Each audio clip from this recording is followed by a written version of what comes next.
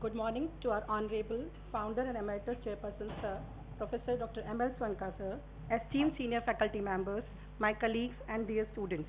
Before I proceed for today's critical care, this emergency medicine combined clinical round, I would like to take a moment to present a brief overview of my department.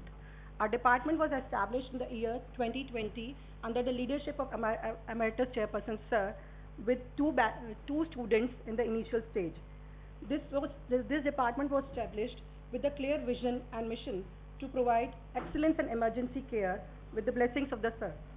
Our department has a very good state-of-the-art infrastructure provided under all these divisions.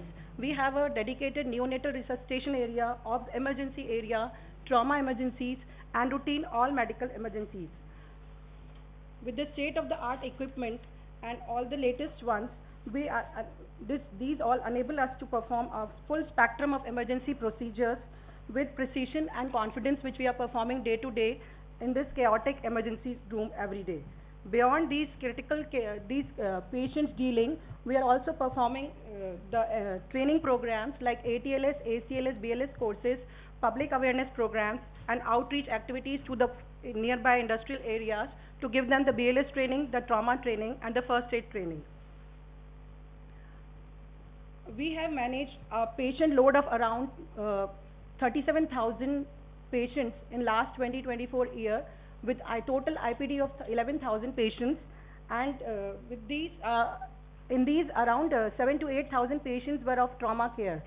And as our students are very well trained in all life support skill programs, I am proud to share that we achieve a return of spontaneous circulations which has been achieved when we are performing the cardiopulmonary resuscitation, and it is around 18 to 20%, which is at par with the international benchmark of 21%. As the country was facing a possible war-like situations,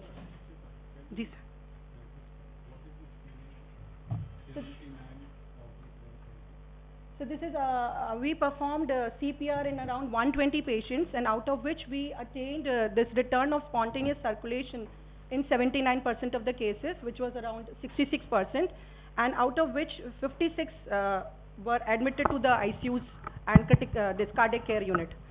So the survival to discharge, which was achieved, was around 18 to 20% from our department, and it is at par with the international benchmarks of 21%.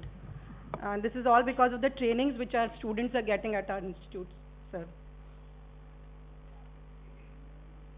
So as the country stood on the brink of a possible war-like situations, emergency preparedness took the center stage across the institutes all over India.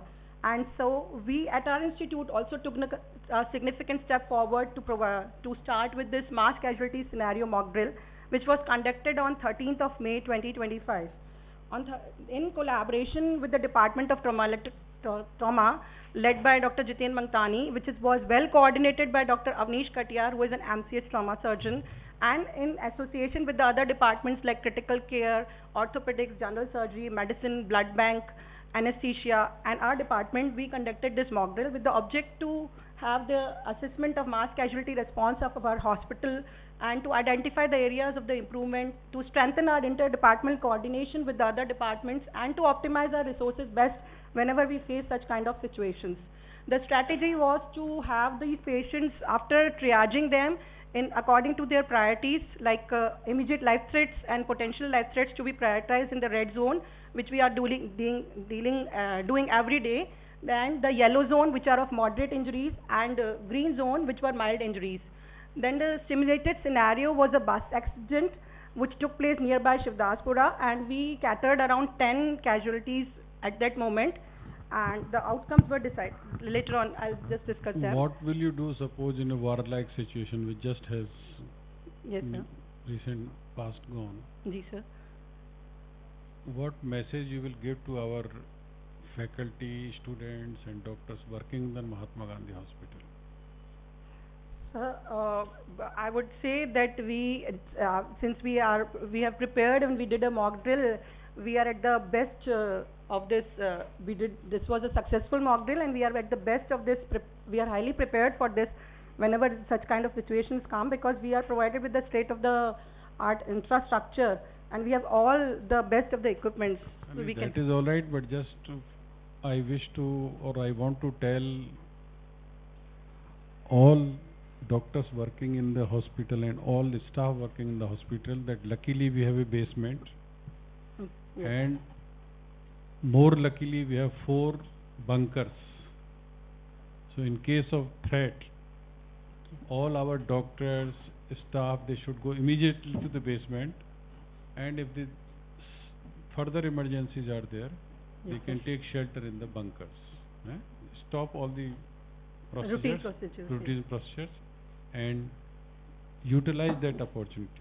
We are lucky that we have 4 bunkers and the full basement area measuring almost 96,000, you can say 1 lakh square meter of 1 lakh square feet, sorry, of basement, and immediately everybody should rush and save, apart from saving other things. Just to inform that we should be aware that we have basement, And bunker. and we are like in the RK block we have basement, and other places also we have basement. Thank Yes. you. Thank you.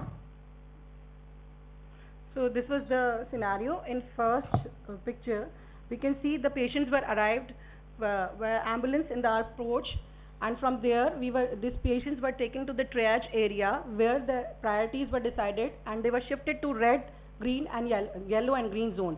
So we had 6 teams decided for 10 patients, and each team was having 3 doctors and 3 nursing staffs to scribe also and to call. And so before starting, we had informed our MD sir as a code yellow for this mock drill. So these are the red area zones where the patients were prioritized as per their needs, both in the first pictures. Then the yellow zone, which was led by Dr. Mantani sir, and the green zone led by Dr. Abhinay sir. After initial assessment and stabilization of all these trauma patients, as per the requirement, we advised their imagings. At the bedside, we did the X-rays of chest and pelvis, and once they are stabilized, we advanced them for the advanced imagings like CT, which we have in our area, and if required, before going for the CT, if the patients were hemodynamically unstable, they were immediately shifted to the emergency OT theaters only for the interventions. And lastly, we did a briefing for this. So this exercise was tested. This tested our ability to respond swiftly and efficiently.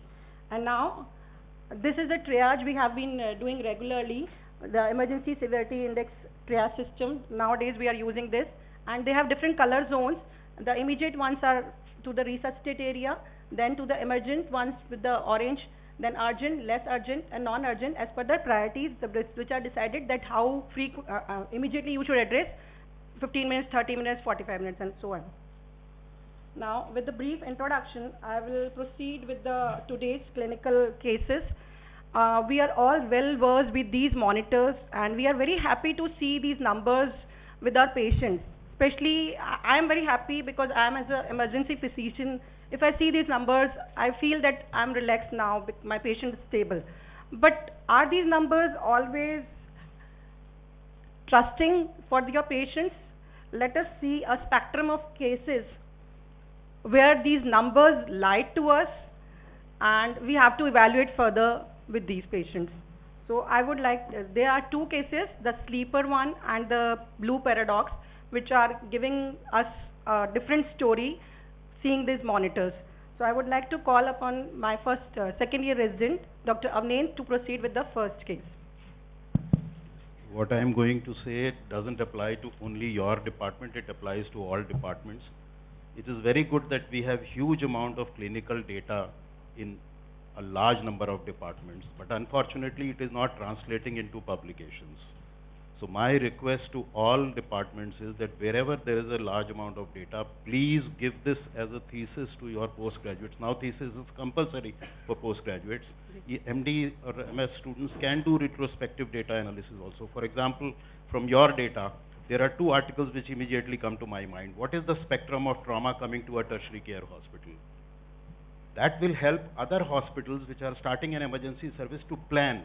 what staffing, what equipment, what facilities have to be provided there, it can easily be published. Second, your conversion of into that return of resuscitation. So that analysis can easily be published. So my request to all departments, I have said this earlier, I am going to say it again and again. You may not like it, but that is my job. Here I would like to add further that the data is the wealth in any department. If more the data you have, artificial intelligence work on what? On the data, algorithm of data only. So data collection, electronic medical recording, all these things are very, very important, not only in the Department of Emergency Medicine Department, all the departments. Have as much data as possible. That will be your wealth, that will be your strength, that will lead to the increase your research publications, increase in actual groundbreaking research also, and help in the focusing about what type of the diseases patterns are there, what type of the treatment can be there in our setup that can be documented with the help of artificial intelligence. Sure. So data is very, very important. Just to mention that this is okay, but how many people have managed mass casualty? Everybody should know how to manage mass casualty. I was in charge of the surgery at the time of a bomb blast, and at that time truckloads of bodies and human beings were brought into the ICU. They were just dumped, not in the ICU, in the OP emergency. Yes. And we were wading in almost 2 inches of blood, and we didn't know which is a body, which is a human alive. So everybody should know how to manage such a mass casualty. True. Thank you, sir. Dr. Avniendra, to proceed.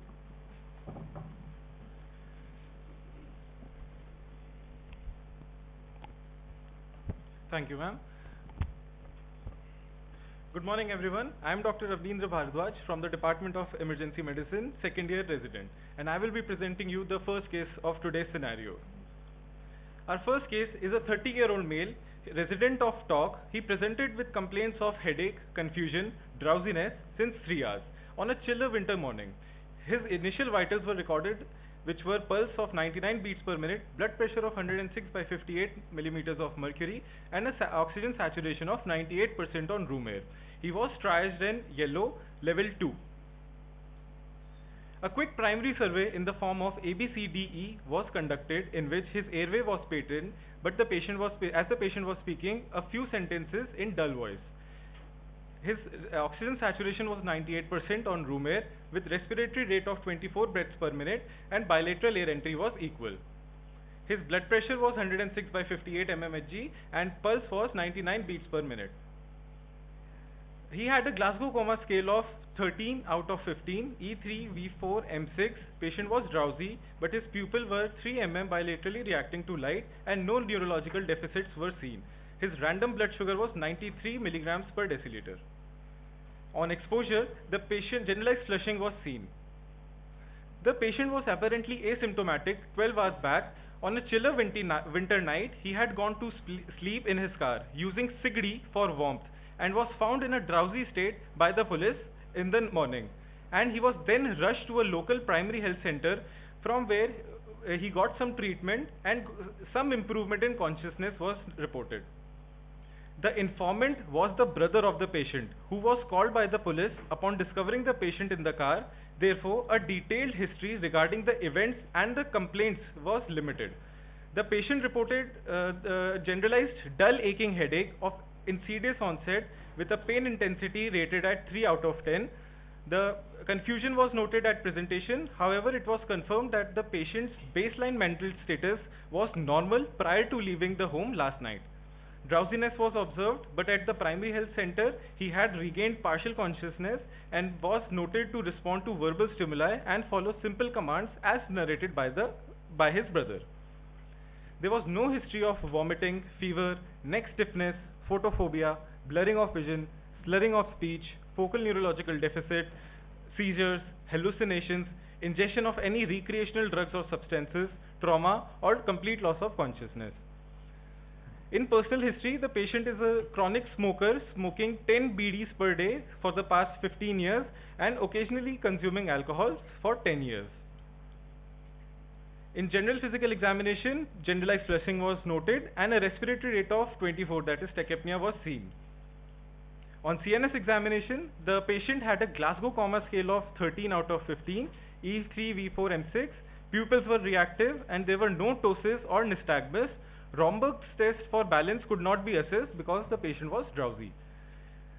Symmetrical and normal deep tendon reflexes were noted all across the limbs and the meningeal signs were absent. In respiratory system, bilateral bronchi were heard and other systems were normal. So after a complete history and physical examination, what should we be suspecting? Does an audience have any idea? The clinical possibilities are majorly categorized into three major headings. The first, the metabolic components, the structural and the toxins. In metabolic components, hypo or hyperglycemia, heat stroke, Wernicke's encephalopathy and sepsis would be the likely causes. In structural, cerebrovascular accidents or traumatic brain injury could be the likely possibility. In toxins, carbon monoxide, alcohol, sedative hypnotics, anticholinergics or salicylates could be the possibilities. ऐसे scenario में जहाँ पे सिगड़ी जली हुई है रात को, तो टॉक्सिक कार्बन मोनोऑक्साइड को पहले प्रायोरिटी दो, ठीक है? Right. So to investigate further, a list of investigations were ordered in the emergency, in which his ECG showed normal sinus rhythm, his NCCT head was normal, chest X-ray was normal, and arterial blood gas was done. This is the report. Question to the audience. Can anybody tell me what do you infer from this ABG?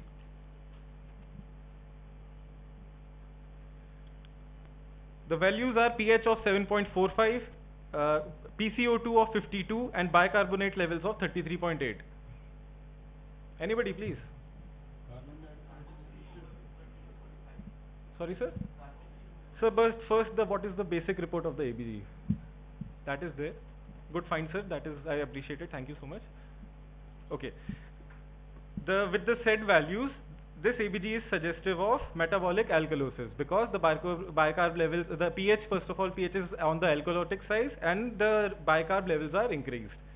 Any other abnormality which sir has very well pointed out, the levels of carboxyhemoglobin. So to summarize, the ABG findings are suggestive of metabolic alkalosis and significantly raised carboxyhemoglobin levels of 22.5% seen in the oximetry values. Now it is important to acknowledge that such advanced oximetry values are not commonly available in standard ABG analyzers. What is the normal met hemoglobin levels in the body? Sir, normally it's up to 1, 0 to 1% they are present, met hemoglobin. 1 or 2? 1%. 1. Up to 3%. It is important to acknowledge that such advanced oximetry values are not commonly available in the standard ABG analyzers outside our institution. We are sincerely grateful for our institution for providing access to such state-of-the-art diagnostic systems. You should not be grateful, you should be demanding.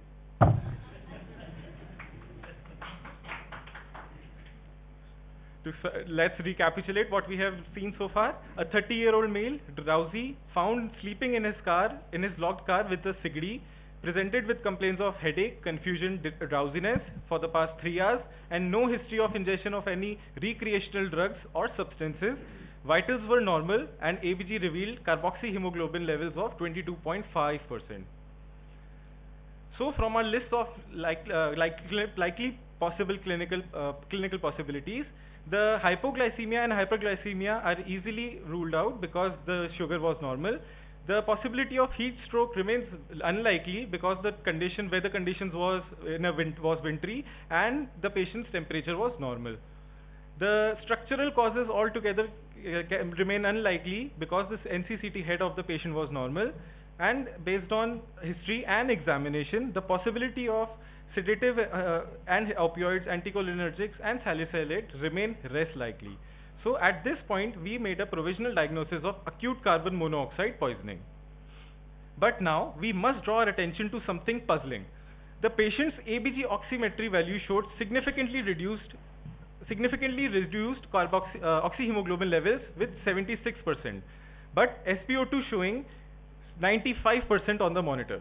Why is this discrepancy?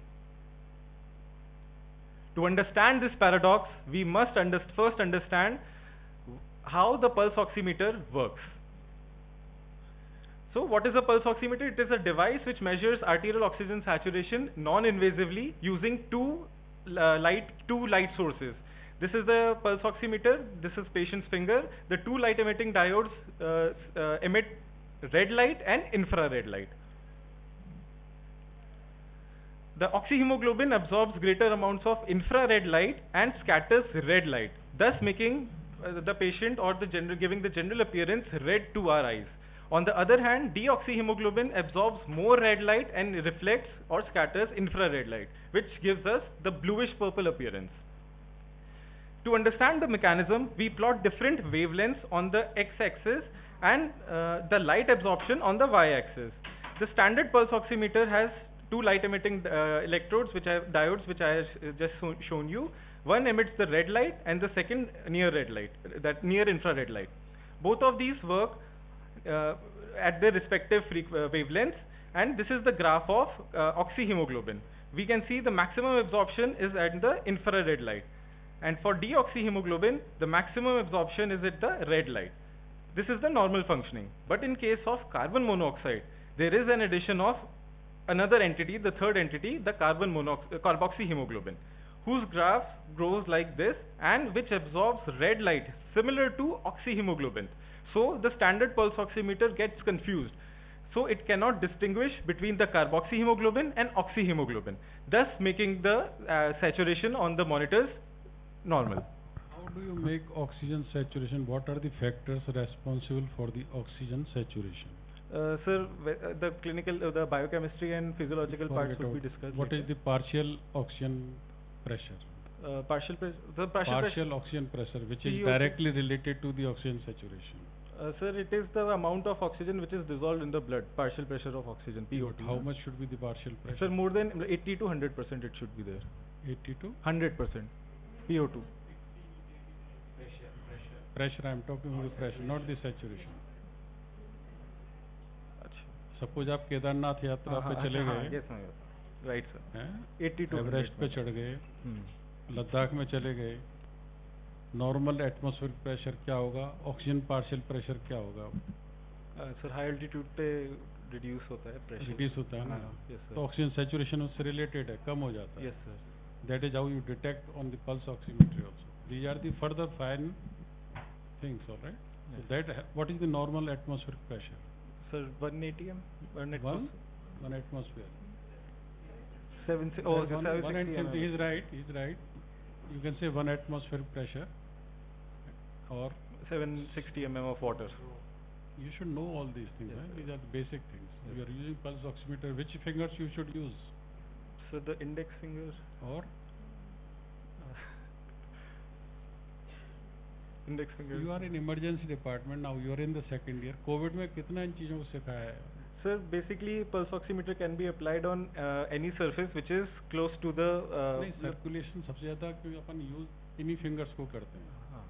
Either index finger or middle finger. ठीक है ना? You can use other fingers also if the circulation is good. All right? Right. और क्या पूछते हैं, जैसे कोई lady patient आ गई तो क्या पूछेंगे? Nail polish. कलर वगैरह का बहुत फर्क होता है. जी sir. They can also give you false reading. Yes sir. Yes. They can lie. Yes sir. चलो. So what is the solution? The solution is co-oximeter. What is co-oximetry? It is a device which measures 4 different wavelengths to measure the values of 4 different types of hemoglobins and the clinical conditions associated with it.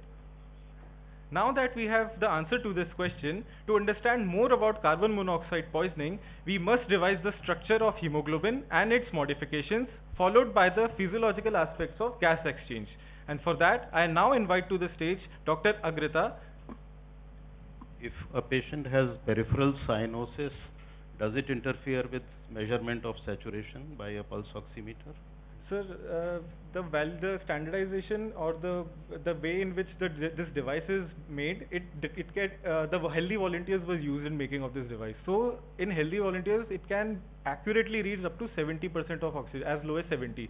Below 70, as the saturation goes, the readings are not much reliable, sir, because the healthy volunteers. Otherwise, also below 70 or 60, it is a cyanosis. I'll call Dr. Does the thickness of skin interfere? Yes, sir. Yes, sir. The skin over the nail beds, the pulse oximeter can lead in the places where blood capillaries are closer to the surface of the skin. So if we cannot get the readings on the fingers, we can also apply over the pinna. So the skin is thin over there. So the thickness matters, sir.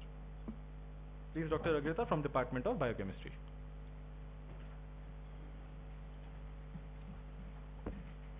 Thank you, Dr. Avniendra. Good morning, everyone. Now let's study about the structure of hemoglobin.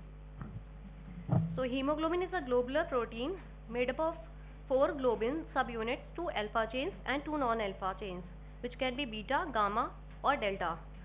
Its diameter is 6.4 nanometer, molecular mass 64,500 dalton.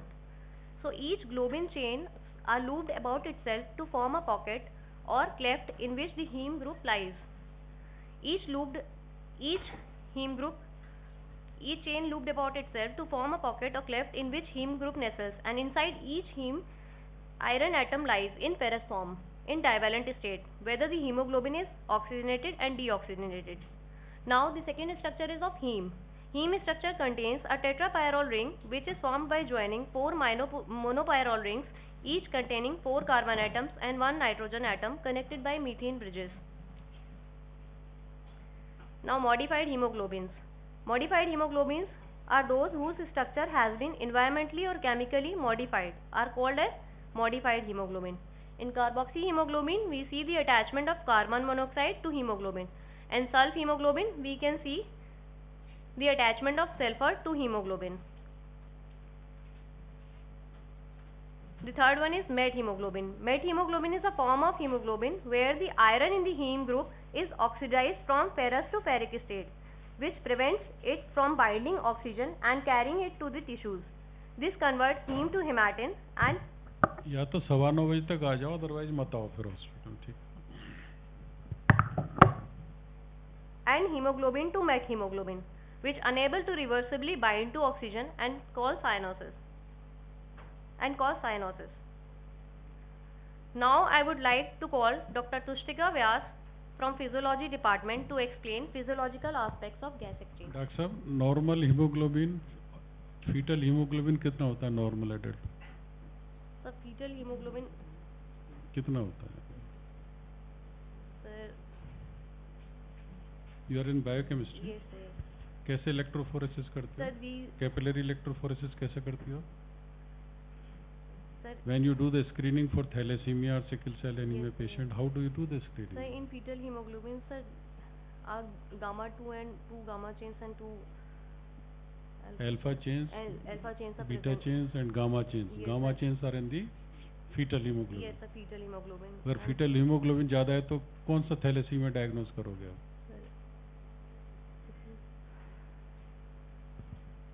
sir, Any from the medical or clinical hematology department? तुम लोग यार basic चीज़ों पे ध्यान नहीं देते और daily का ये काम है. If the fetal hemoglobin is more in the blood, that indicates towards that he may be the carrier or she may be the carrier of beta thalassemia. Beta thalassemia. अभी Sickle cell thalassemia day गया है ना? जी sir, sickle cell. चलो.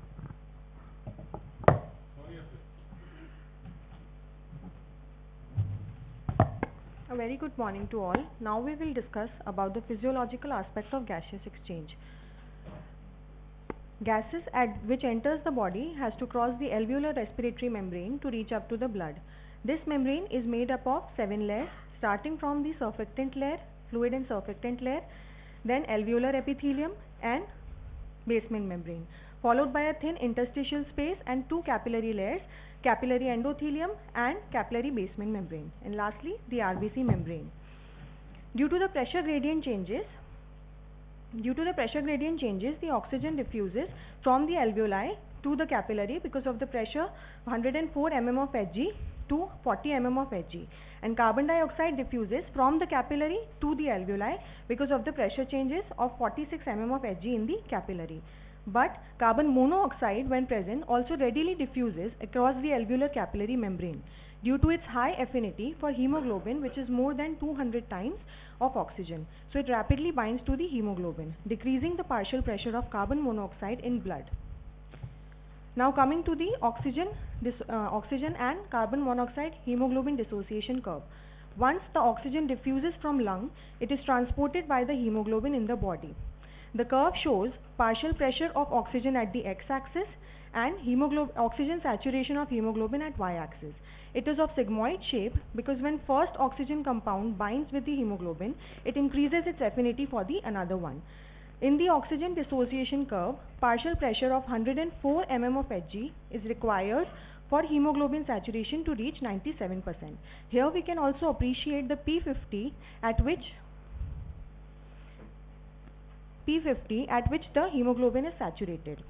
In the second graph of carbon monoxide, the main difference is that as low as 0.2 to 0.4 mm of Hg pressure is required for carbon monoxide to reach its maximum saturation. Here the carbon monoxide binds with the hemoglobin, decreases the oxygen carrying capacity, leading to severe anemic hypoxia. Coming to shifting of the oxygen hemoglobin curve. Shifting occurs to right when there is shift to the right signifies when the availability of oxygen to the tissues is more, there is unloading of oxygen due to increased oxygen release. The shift to right also occurs when there is increased temperature, decrease in the pH. What are the diagnostic facilities or tests available to detect the right shifts? And what are the conditions responsible for the right shift? So right shift occur when carbon dioxide is more, so respiratory acidosis can be What there. are those conditions? Very common conditions are there. High metabolic conditions. अरे छोड़ो ना, pulmonary arterial hypertension नहीं हो जाएगा? Congenital heart disease, ventricular septic defects वगैरह नहीं आएंगे case में? हैं? Am I right or wrong, doctor?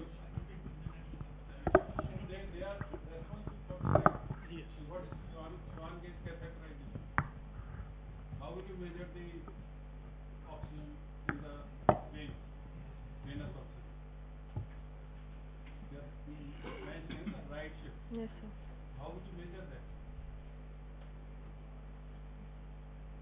Is it pulmonary artery calcified? This is another feature in ICU. I think Dr. Ashish will better answer.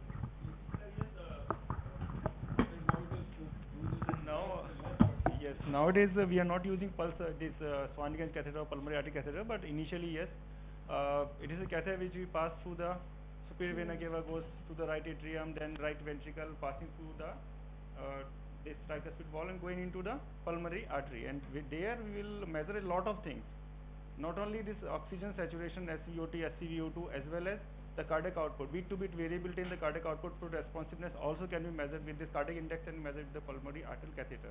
Now because of the availability of less invasive and non-invasive measurements methods like LIDCO, PICO and the thermodilution method, we are not using commonly, but in the CTVS ICU, yes, during the cardiac surgery, it is daily being used in the ICUs.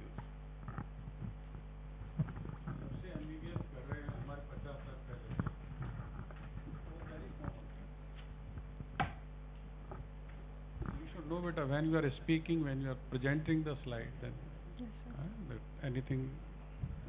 Anyway, chalo.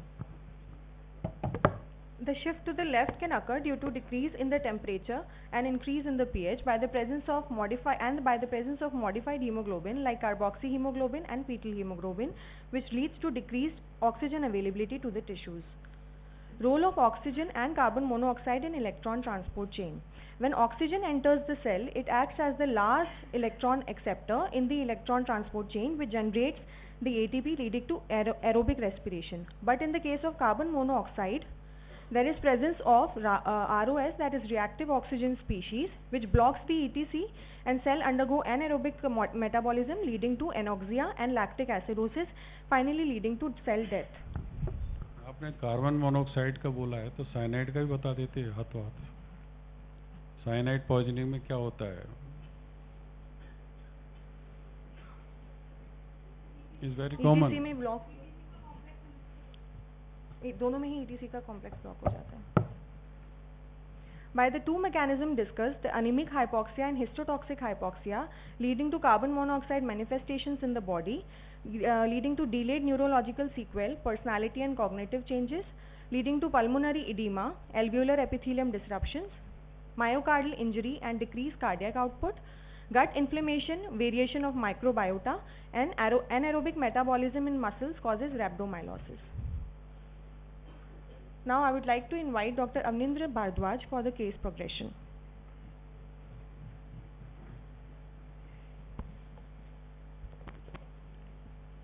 Thank you, Dr. Tushtika. After revising our concepts of basic physiology and biochemistry, let's come back to our case. So far, we had made a provisional diagnosis of acute carbon monoxide poisoning. Now coming to the management, the strategy is definitive and supportive. Definitive treatment involves providing oxygen while maintaining the airway and supporting it with IV fluids, antibiotics and cardiac monitoring. In our case, we started the patient on high flow oxygen via non-rebreathable mask at 15 liters per minute. As we just studied, carbon monoxide binds to hemoglobin with greater affinity than oxygen, ultimately impairing its release at the tissues. High flow oxygen via NRBM at 15 liters achieves an inspired oxygen concentration near to 100%. And at these concentration, there is an increased partial pressure of oxygen in the blood, thereby competing with carbon monoxide for the binding sites on hemoglobin. This accelerates the dissociation of carbon monoxide from the hemoglobin, reducing its the half-life of carboxyhemoglobin from 4 to 6 hours on room air to 60 to 90% at 50 liters of at high flow oxygen. How long you can give 100% oxygen? Sorry, sir? How long you can give 100% oxygen to the patient? Sir, we have to monitor we have to do complete serial ECG. What I wanted to know from you, what are the toxicity response related to the hyperoxygenation or too much saturation of oxygen? What toxicity can happen in the body? Sir, sorry sir, I am not aware of this. Anybody?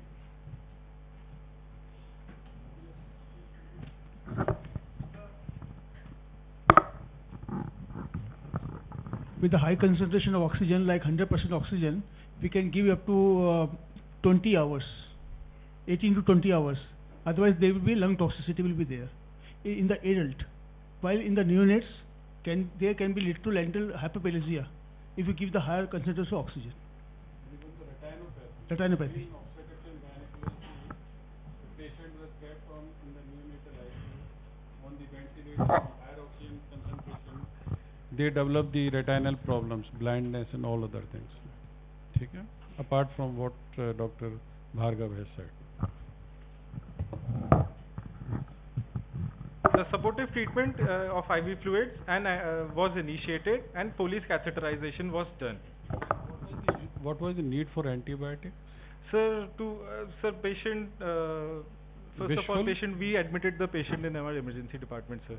So what? No, sir, patients, yeah, I'm telling, sir. The routine investigation. This is a very common mistake in the exam. Question is asked and you are saying something else.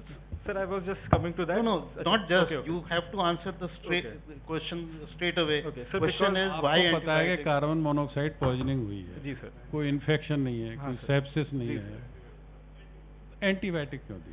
Sir वो क्योंकि sir अभी patient का जो हमने counts कराए थे sir उसमें थोड़ा ल्यूकोसाइटोसिस आ रहा था तो उसमें there are so many things. हाँ सर, तो प्रेगनेंसी में भी ल्यूकोसाइटोसिस हो जाती तो क्या दे दोगे एंटीबायोटिक? नहीं सर, प्रेगनेंसी फिर there should be reason. Here you can say that we have done the Foley's catheterization, so maybe just to prevent the UTI, prophylaxis sort of things are given. That should not be given, but here you can answer like that. Okay. But what was the need for antibiotics? I would like to know from you or from your faculty.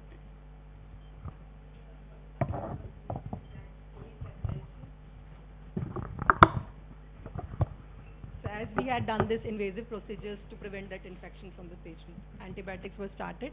And secondly, when we got the investigations, the patient has leukocytosis and he was also having infection in the urine. That is why we gave him.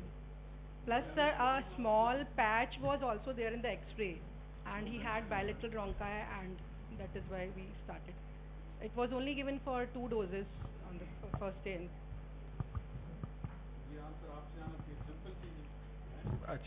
Sorry, sir.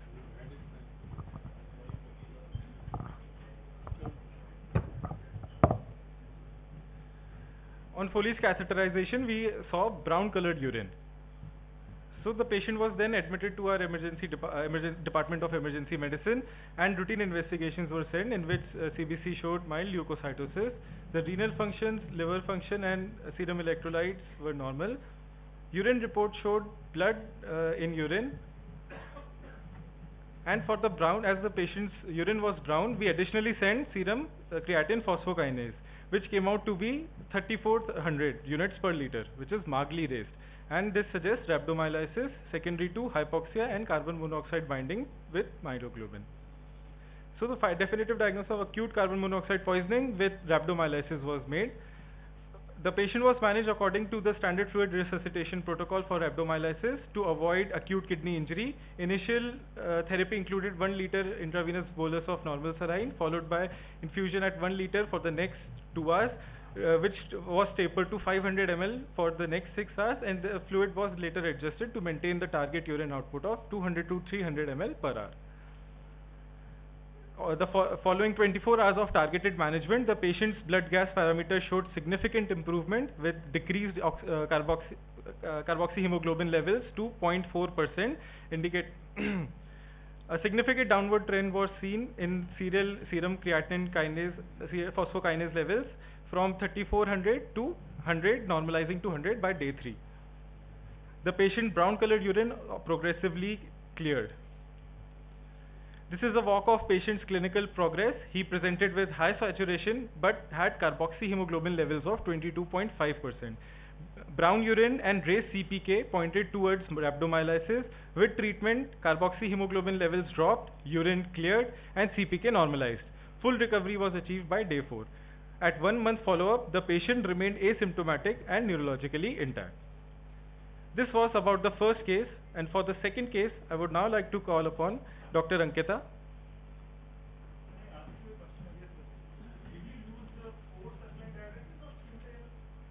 Simple fluid IV, sir, with large bore cannula. So because the patient was very comfortable, there was no other abnormality which we could detect in the... Getting 300 ml per hour urine. Yes, sir. What getting you suppose you got it off.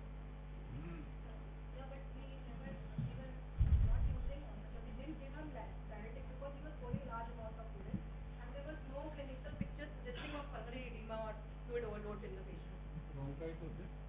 The bronchi were there from the very previous, before giving the fluids also, because he's a chronic smoker for past 15 years. So we said, but there were no preps or... Then again, if I say he's a chronic smoker, then the possibility of COPD as well as right-sided failure because of the core formulae is much higher. Then we should give some diuretic as well when we are giving such large volumes. We were ready to give diuretics, but it was not required. The patient's output was adequate. The input-output charting was monitored, and it was all adequate, so we didn't. Otherwise, we would have given, we would have given diuretics if required. Yes, sir? No, sir, no role of soda bicarb. Already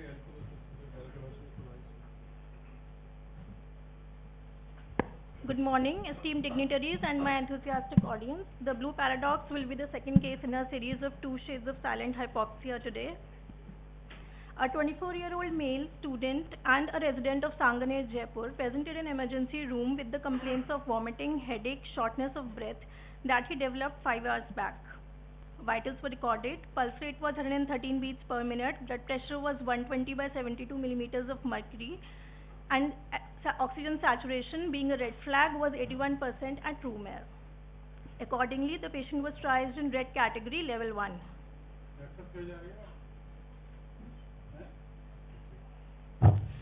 As per ER norms, a primary survey was done. The airway was patent, bilateral air entry equal, respiratory rate 26 per minute, and oxygen saturation of 81% at room air, for which oxygen was provided by face mask at 8 liters per minute. Blood pressure was again 120 by 72 millimeters of mercury, and pulse rate was 113 beats per minute. GCS was 15 by 15 with pupil 3 mm reactive to light and no neurological deficits. Random blood sugar was 124 milligrams per deciliter.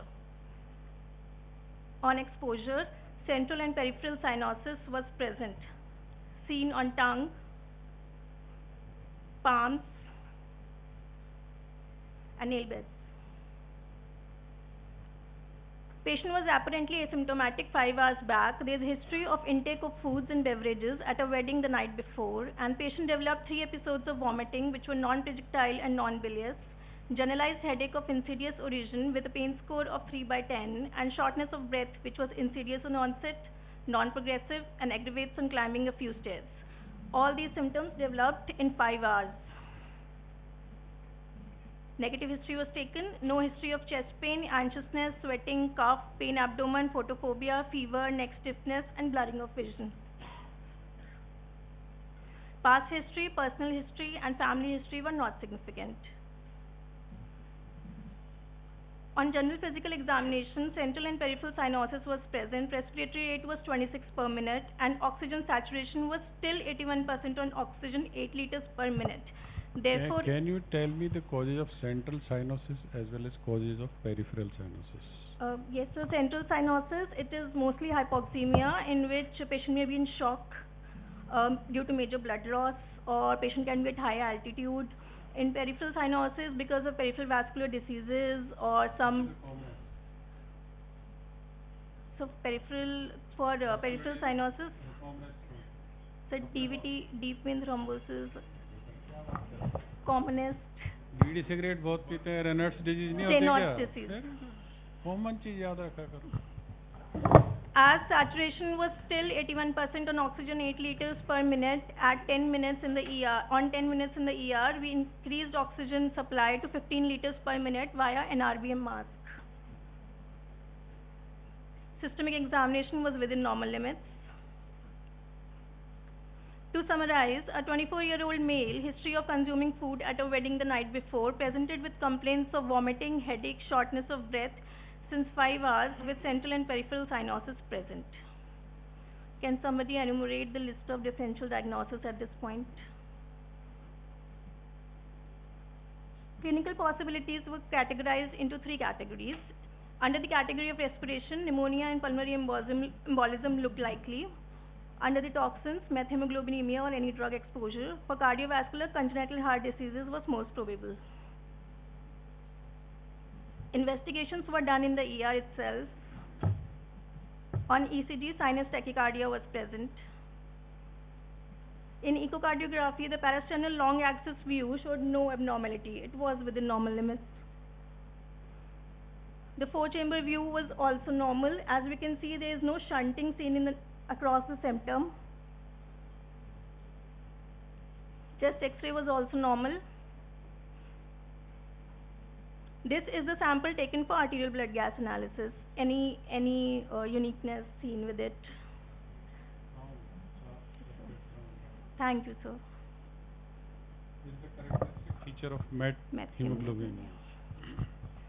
Chocolate brown blood sample was withdrawn. When the blood was withdrawn, it was chocolate brown in color.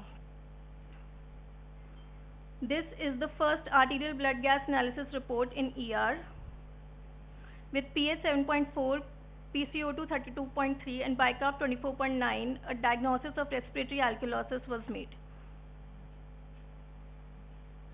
Methemoglobin levels of 49.4%, which is abnormally increased 30 times the normal value, and oxyhemoglobin of 50.7%. Now, as per the findings seen, as per the evidence seen. क्या खाया था? Did you take the history in detail. Yes, sir, it is there, but it is allegedly reported, so we have not documented it.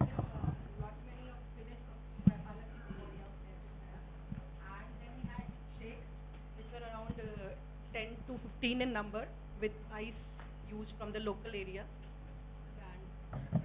Was he only affected or some of other So as people? he took detailed history, but he said मुझे ही हुआ है and I बाकी do और not know about the और others. लोग जिन्होंने खाना खाया तो उन्हें किसी को कोई प्रॉब्लम नहीं Sir, हुई. औरों का नहीं पता. ठीक. As chest X-ray was normal, pneumonia can be unlikely. As echo was normal, pulmonary embolism and congenital heart diseases also become unlikely.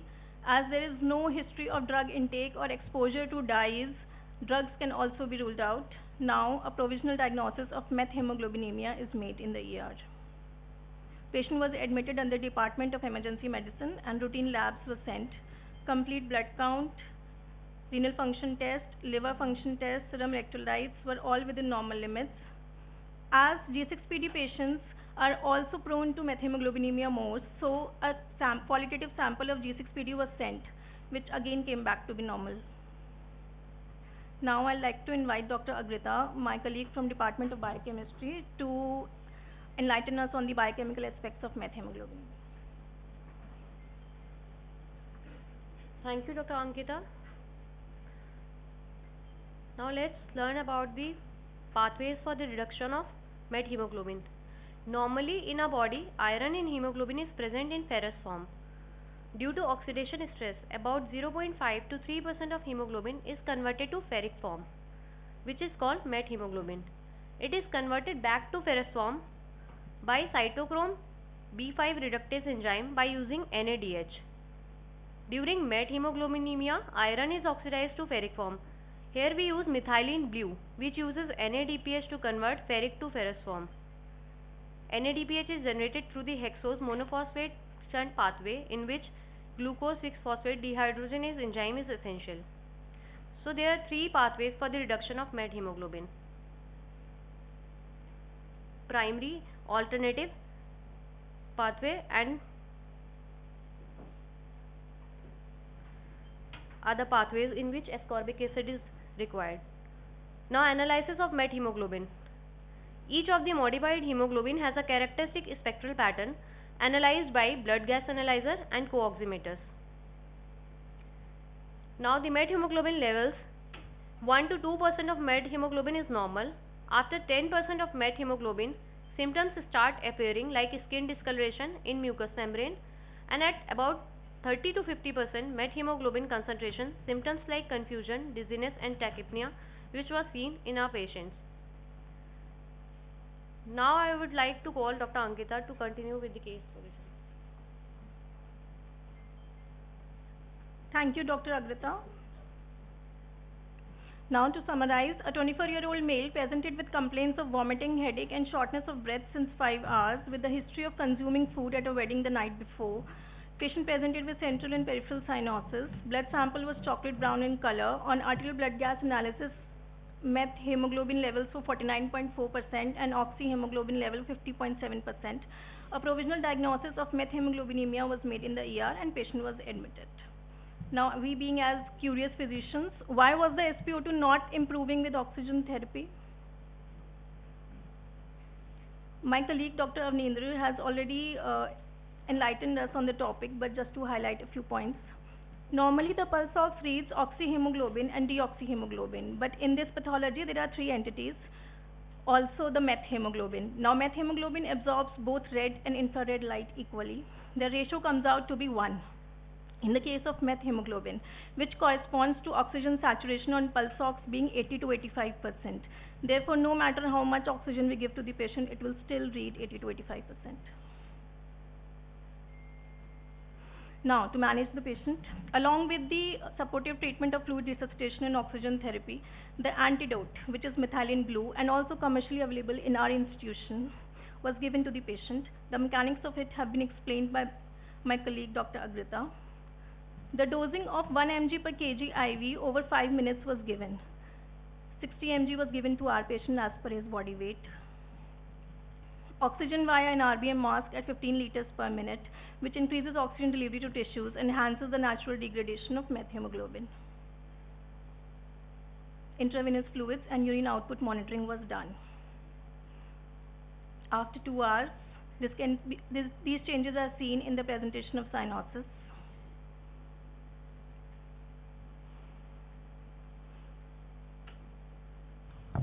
कौन सा चीज आई खाने में जो इस पेशेंट को methaemoglobin? We should think about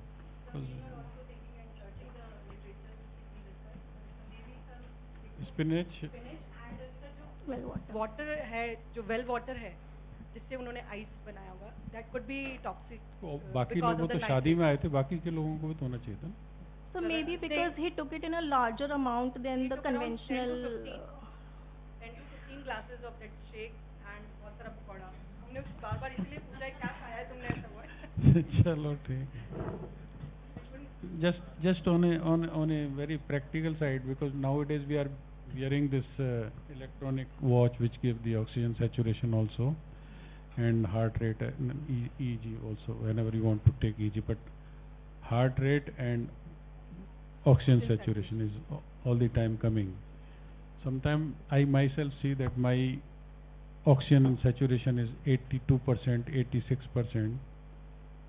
What does that signify? I get alarmed when I do with the pulse oximeter, then it comes to 99 and 98%. What is the? Have you other those who are wearing these watches have noted? Eh?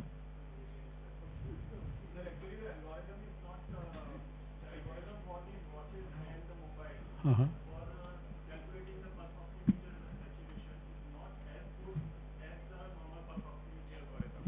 Because this is based on the algorithm according to the value which they are capturing. So still, sir, in the literature also there are many papers present whether we should use these gadgets calculation in the clinical preview. So they say we should wait, we should not use these things. It is just for, okay, there is some problem, consult a doctor or a paramedic to get the real. Suppose आप किसी party में से आए और सो गए, सुबह देखा 86% भी रहा है आपका saturation. मॉर्निंग में तो आप ठीक लग रहे हो. Sir, we should check with the normal, the standard pulse oximeter, sir, rather than believing on the AI based system. So don't get panic, no. I have experienced it many times, to be very honest, and initially I was little bit anxious, but now I realize that no, this is the best method. Sir, in COVID also a lot of patients came to us having the data from the watches, Apple watches and the mobile phones, that I have low saturation, I have fever, then they start panicking, I am getting COVID. Yes, anybody can get panic if they are not having proper those times, sir, these all papers came in. So what message for all of us is that we should not rely on one particular instrument and recheck it, no? Now, after 6 hours, green colored urine was seen in the urobags. Can someone tell me the other findings where we can find green colored urine?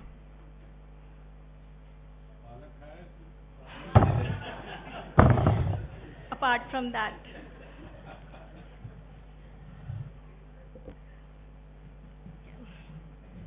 Methylene blue was given to the patient, which is blue in color. Its metabolite comes to be leukomethylene blue, that is excreted in urine. Urine already contains urochrome, which is yellow in color. Two primary colors constitute to a secondary color, that is green. Serial ABGs were done. मैं एक बात बताना चाहूँगा कि भगवान कृष्ण का colour है नीला, blue ह्यू, और भगवान राम का जो कलर है वो है ग्रीन ह्यू. हैं दोनों ब्लू बट ग्रीन ह्यू है. सीता जी बहुत गोरी थी, one of the most beautiful lady on the earth as a avatar, ठीक है ना. और उसका जो येलो था, आभा जो थी उसकी, वो भगवान राम के ब्लू कलर पे पड़ती थी, तो ग्रीन कलर राम जी का हो गया था. So there is difference in the shade of lord Ram and lord Krishna.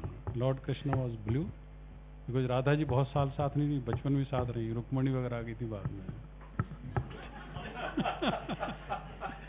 But भगवान राम के एक ही पत्नी थी, तो वो ह्यू उनके पास हमेशा रही. And it is in the Bhagavata also and in Valmiki Ramayana also that his hue was green tinge.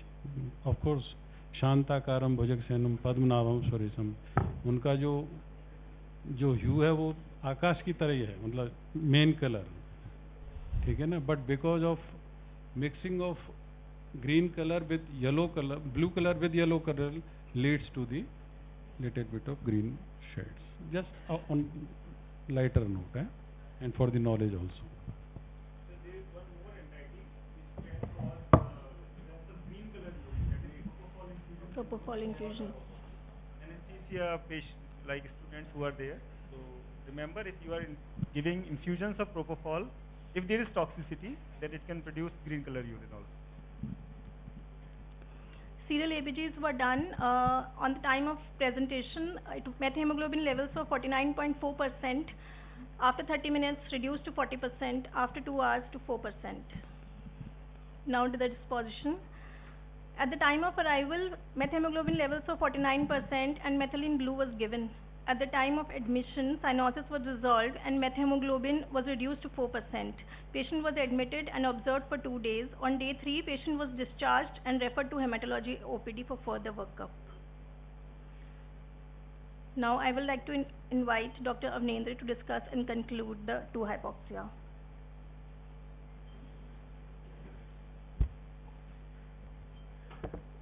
Thank you, Dr. Ankita. We have now seen the 2 shades of silent hypoxia, and now let's see the contrasting features between them.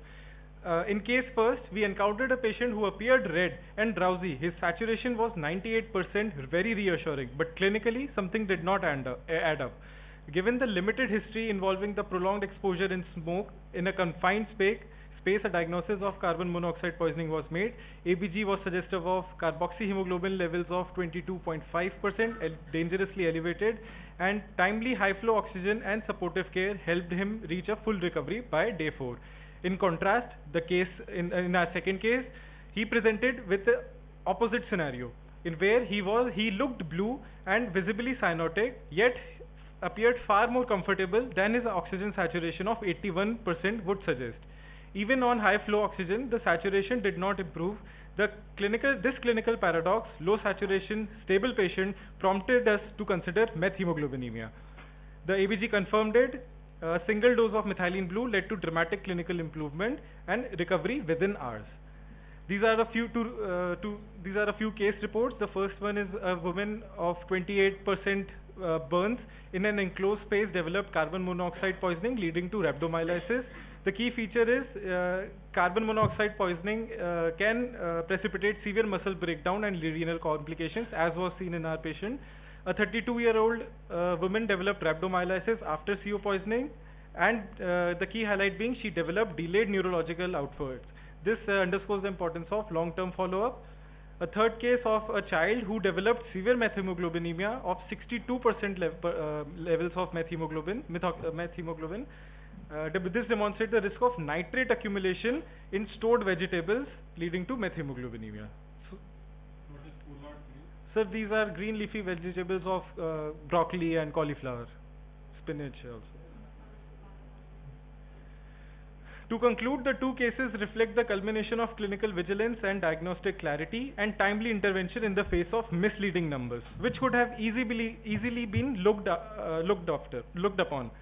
But with proper management, all the red flags were identified, the subtle red flags were identified, and the blood gas confirmed with their co-oximetry values. The true identity was relieved. And for that, we again owe our deep gratitude to our institution leadership, whose continued investment in advanced point-of-care diagnostics like bedside ABG with oximeters makes such timely and accurate care possible. Without these tools, both cases might have been misdiagnosed or worse, missed altogether. And last, we humbly thank the management of Mahatma Gandhi Institute of Medical Sciences for all the state-of-the-art infrastructure they have provided, the CCR review committee for their valuable guidance at all times. Everything is provided, excellent presentations, but please request all the residents to develop a habit of analytical mind, and always keep your mind open from all sides. Have a 3-dimensional approach to any problem and focus on the basics. You will remember for more time, you will diagnose better. ठीक है? रटंत विद्या नहीं लगानी है. रटना जरूरी है, पर पहले बेसिक्स को क्लियर करो, फिर बार बार you should read it again and again. ठीक है? Yes. Do you know of the book Coma by Robin Cook? Robin Cook. Coma. Sorry, sir, I'm not aware. Very related to this topic. Okay, sir. हमारे ज़माने में data इकट्ठा नहीं होता था, नहीं रोजाना सर्दियों के टाइम में सिगड़ी जला के लोग सो जाते थे, केरोसिन की वो लालटेन जला के सो जाते थे और बहुत पेशेंट सुबह मरते थे. We have not collected data. Otherwise, you can publish a series of. Thank you. That book was a bestseller, Right. and a movie also has been made on it, where they used to give CO2, and CO2 poisoning could not be detected in the postmortem, and they used to take out the kidneys and all those things. Okay. So that was a bestseller. You should know book Coma.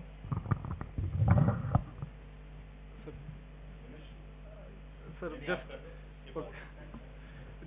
just wanted to thank the collaborating departments, the patients without whom this discussion would have not been possible, the supporting staff and the technicians from the emergency department, and most importantly the audience for listening to it. Thank you so much.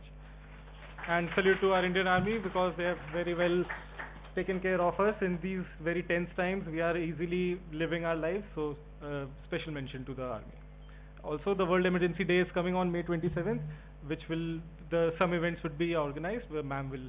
So remember that we have basement and 4 bunkers. देखो, आप पता नहीं पड़ता life में क्या situation आ जाए.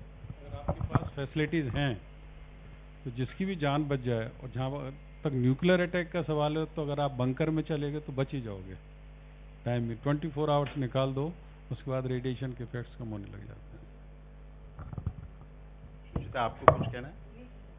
I have a pleasant announcement. May I request Dr. Yash to come here? Dr. Yash Katot, he did his MD in internal medicine from SN Medical College, Jodhpur, and then did his DM in infectious diseases from the prestigious AIMS, Jodhpur. He has joined us as a consultant and assistant professor in infectious diseases. I welcome Dr. Yash to the institution, and I expect that he will coordinate the activities between general medicine, pediatrics, intensive care, microbiology, oncology, and various other departments, because infectious diseases are becoming more and more important. Would you like to say something about infectious diseases? Thank you for the kind introduction, sir, and I am honored and delighted to be here, part of this institution, and thank the management and Chancellor, sir, for having me on board. It is an emerging branch and quite neglected one in India. We have seen the examples here in the presentation today. The thing is, our wisdom is like most commonly will be utilized by the department which deals with the patient who are at high risk of infectious diseases, as oncology or transplant setups. But its scope is not limited to just that. Even the community acquired infections, common one, which are actually not managed properly or not responding to the therapy, like recurrent UTI and all. Nosocomial infections like ICU infections related to HAP-VAP, CRBS like invasive candidiasis, all those things might need our input, and we can help streamline the treatment for the better outcome, and can individualize the therapy for the patient based on their PK/PD and patient dependent factors. I hope that I will be of some help to you, and I'm thankful again to everyone here.